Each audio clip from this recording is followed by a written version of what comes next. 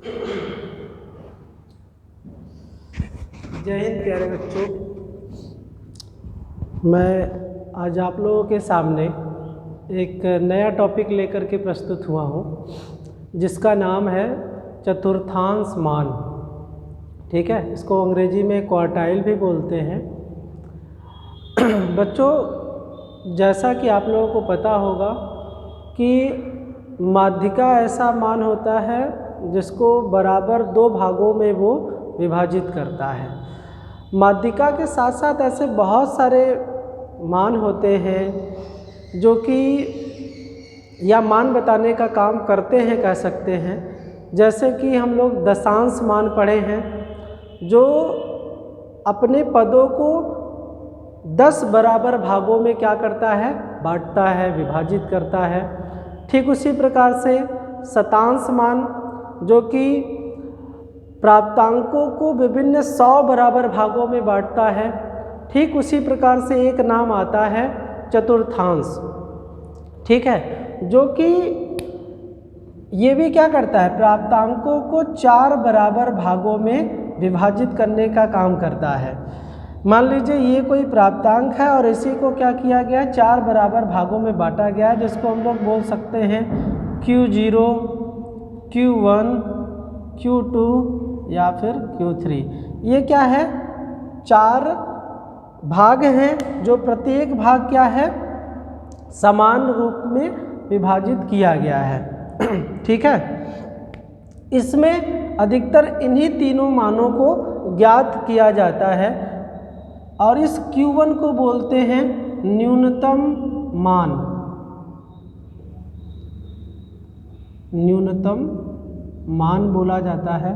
ठीक है, और Q2 को बोला जाता है मध्यम मान। ठीक है, मध्यम मान बोला जाता है, या फिर इसी को हम लोग माध्यिका के रूप में भी जानते हैं। इसी को माध्यिका भी बोला जाता है, क्योंकि मध्य का है तो इसलिए इसको माध्यिका भी बोलते हैं। और Q3 को बोलते हैं उच्चतम मान। उच्चतम मान।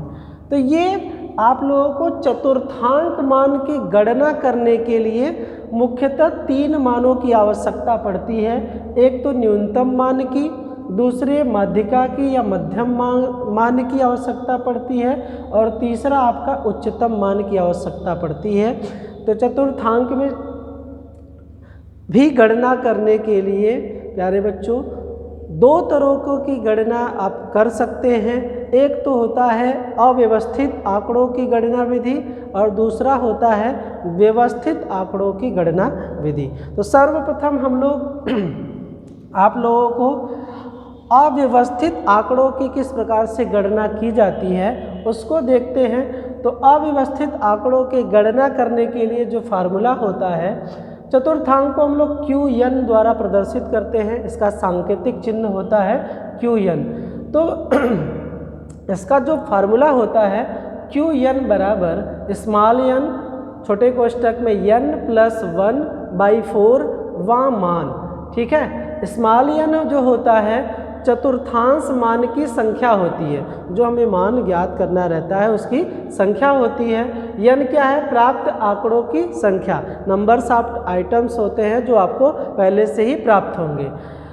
Qn क्या होता है, जिसका मान हमें ज्ञात करना रहता है उसी को हम क्या बोलते हैं, Qn बोलते हैं। मतलब चतुर्थांश मान जो हमें ज्ञात करना है उसको बोलते हैं। ठीक है, ये समझ में आ गया। अब यहाँ पे देखिए, जैसे हमने कहा कि आपको यही 3 मान ज्ञात करने हैं। कौन कौन से, Q1, Q2 और Q3 ना। इसको हम लोग Q1 को ज्ञात करने के लिए फार्मूला जो होता है, यहाँ पे हम लोग 1 लिखते हैं क्योंकि Q1 है ज्ञात करना, तो 1 पोस्ट में n+1/4। अब इस n का 1 का गुणा n में होगा तो कोई मतलब नहीं निकलता, n ही होगा। तो ये n हो गया +1/4, वहाँ मान इसको लिख सकते हैं। ठीक, ये हो गया आपका दूसरा Q2 के लिए, तो 2n+1/4। हम लोग इसको इस रूप में भी लिख सकते हैं, जैसे ये है 2n+1/4 वां मान। ठीक है, तो ये अगर कट जाए तो क्या हो जाएगा n+1/2 हो जाएगा, जो कि किसको दर्शाता है, ये पढ़ाए थे आप लोगों को, माध्यिका का फार्मूला होता है ना, मीडियन का फार्मूला होता है n+1/2वां पद, ठीक। तो ये माध्यिका को दर्शाता है, तो ये भी फार्मूला में यूज होगा, ठीक है। और तीसरा है उच्चतम मान ज्ञात करने के लिए, तो 3 कोष्ठ में n+1/4वां मान। अब इसको सवालों के माध्यम से समझते हैं और मान निकालते हैं, देखते हैं कि इसका मान कैसे ज्ञात होता है, ठीक है। अब एक जैसे सवाल ले लेते हैं, मान लीजिए सवाल में दिया हुआ है एग्जाम्पल के लिए, कोई अपने से डाटा एक रख लीजिए, जैसे मान लीजिए 20 हो गया, आपके पास 19 हो गया, फिर 28 हो गया, 29 हो गया, 31 हो गया, ठीक है, 33 हो गया, और 18 हो गया, 24 हो गया, 25 हो गया, 26 हो गया, 2 4 6 8 10 ना एक और रख लेते हैं, मान लीजिए 32 हो गया। अब कितना हुआ, 2 4 6 8 10 11।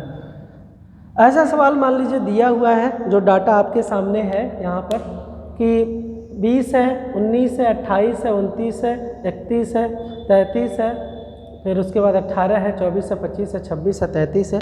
अब इस सवाल को सॉल्व करते हैं, तो सबसे पहले आपको चतुर्थांक मान ज्ञात करने के लिए क्या करना पड़ेगा, आपको आरोही क्रम में इसको व्यवस्थित करना पड़ेगा। क्या करना पड़ेगा, आरोही क्रम में व्यवस्थित करना पड़ेगा। तो कर दीजिए। सबसे छोटा मान आपको जो दिख रहा है इसमें 18 दिख रहा है, 18 है, फिर उसके बाद 19 है, फिर उसके बाद 20 है, 20 के बाद 21 नहीं है, फिर देखते हैं कौन सी संख्या है, 24 डायरेक्ट दिख रहा है हमको, 25 है, 26 है, 7 नहीं दिख रहा है, 28 है ना, और सीरियल में थोड़ा यहाँ तक लिख देते हैं, 28 है, 29 भी है, 29 हो गया, 30 दिख रहा है नहीं, 31 हो गया, 32 हो गया, 33 हो गया, ठीक है। देख लीजिए 11 डिजिट इसमें भी आना चाहिए, 2 2 4 2 6 2 8 2 10 1 11, ठीक है। अब ये क्या हो गया, एक क्रम से हो गया, हमने ऑर्डर में इसको व्यवस्थित कर दिया, तो अब इसका कोई बहुत बड़ा रोल नहीं रह जाता है ये सवाल का। अब आपको क्या है, बस क्रम में चाहिए, क्योंकि हमको क्या निकालना है, Q1 निकालना है, Q2 निकालना है, Q3 निकालना है। तो सबसे पहले निकाल दीजिए। इस सवाल में मान लीजिए दिया हुआ है, ऐसे सवाल दिया रहेगा और कहेगा निम्न आंकड़ों की सहायता से चतुर्थांक में आपको Q1 और Q2 और Q3 मान की गणना कीजिए, ठीक है। तो सबसे पहले Q1 निकाल लेते हैं ना, तो Q1 निकालेंगे तो उसका फार्मूला क्या बताए थे, n+1/4 वां पद, ठीक है। तो Q1 निकालेंगे तो यहाँ पे क्या लिख देंगे, 1 लिख देंगे ना। फिर उसके बाद n की वैल्यू कितनी है, यहाँ पे आप चाहें तो इसके लिए एक कॉलम और बढ़ा दीजिए, बल्कि फार्मूले के बाद आपको n क्या है यहाँ पे पता है, n क्या है, Q1 निकालना है, तो स्मॉल n हो गया, और कैपिटल N क्या हो गया, तो कैपिटल N यही जो पदों की संख्या है जो सवाल में कह रहा था। पदों की संख्या कितना है, तो 11 है प्यारे बच्चों। इतनी बात समझ में आए, क्योंकि सबसे पहले क्या करना है, ये आरोही क्रम में व्यवस्थित करना है, फार्मूला लिखना है Q1 का लिखने के पश्चात स्मॉल n कितना है, ठीक है। तो हम Q1 निकालना चाह रहे हैं, तो स्मॉल n आपका 1 है। फिर उसके बाद कैपिटल N क्या है, तो कैपिटल N पदों की संख्या जितनी है उतना आप लिख दीजिए, ठीक है, जोड़ करके उतना लिख दीजिए। अब सवाल को लगाना थोड़ा सा आसान हो जाएगा यहाँ से। अब आप मान रख दीजिए यहाँ पे, n की वैल्यू कितनी है भाई, 11 है, +1/4 ना, तो 1 इंटू ये 11 का +1 12 हो जाएगा। अब इसको काट दीजिए, एक का कोई बहुत बड़ा मतलब नहीं है ना, काट दीजिए, 12 वां पद, तीसरा पद ना, तीसरा पद आपका क्या है, या तीसरा मान कौन सा आएगा, अब देखिए तीसरा जो मान है आपका, पहला दूसरा तीसरा मान क्या है 20, तो Q1 बराबर कितना हो जाएगा आपका 20। यही मान आपसे पूछा जा रहा है कि Q1 का मान क्या होगा। ठीक बात, तो आपको इसी फार्मूले में रख करके Q1 निकल जाएगा। ठीक उसी प्रकार से अब Q2 निकाल लेते हैं रख करके ना, तो Q2 निकाल लीजिए।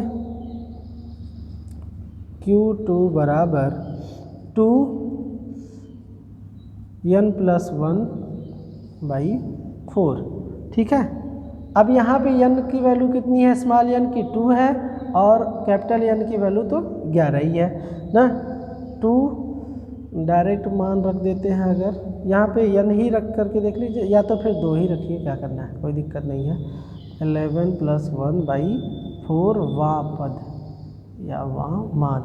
ठीक है, 2 × 12/4।